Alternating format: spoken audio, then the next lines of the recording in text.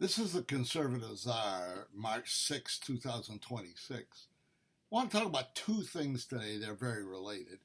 One is we're starting to get to a point where I'm not sure if Trump knows what he's doing in Iran. I'll give him a couple more days, 3 more days, but the attacks, they're still continuing, direct, concentrated attacks on targets. And you would think by now, I've heard statistics saying that it's been cut in half or cut by 10, cut 90%. I don't know why I don't believe it.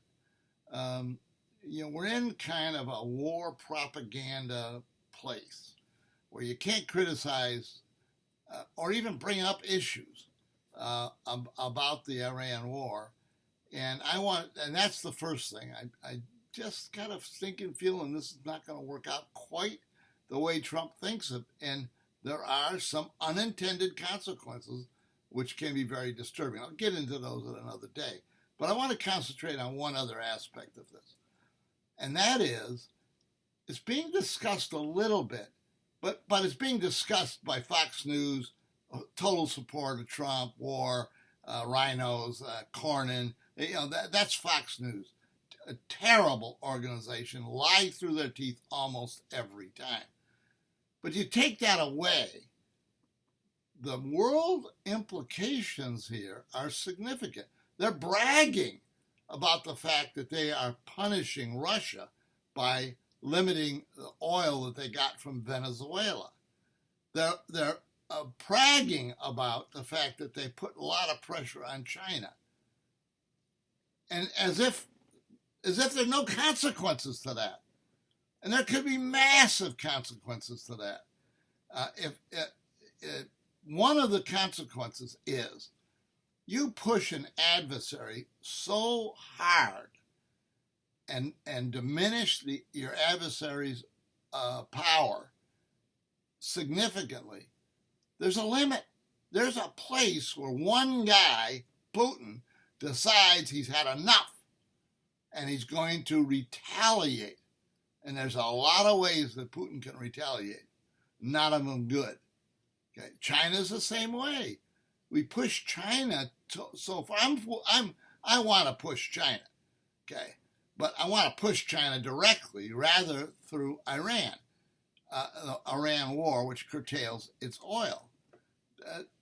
This is dangerous stuff, and I don't think that we've understood the possible consequences of a continued war affecting major nuclear powers. Well, Russia is a major nuclear power.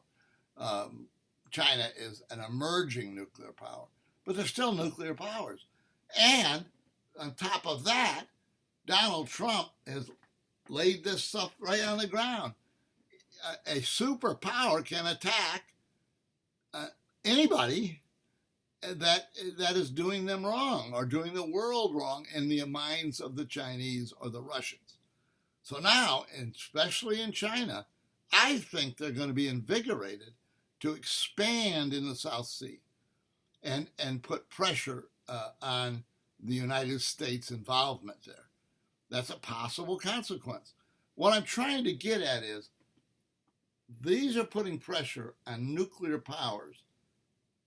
Both are up to one man. I mean, he can have a bad dream in the middle of the night and say, oh, this is it. I got to do some things. One man controls Russia. One man controls China.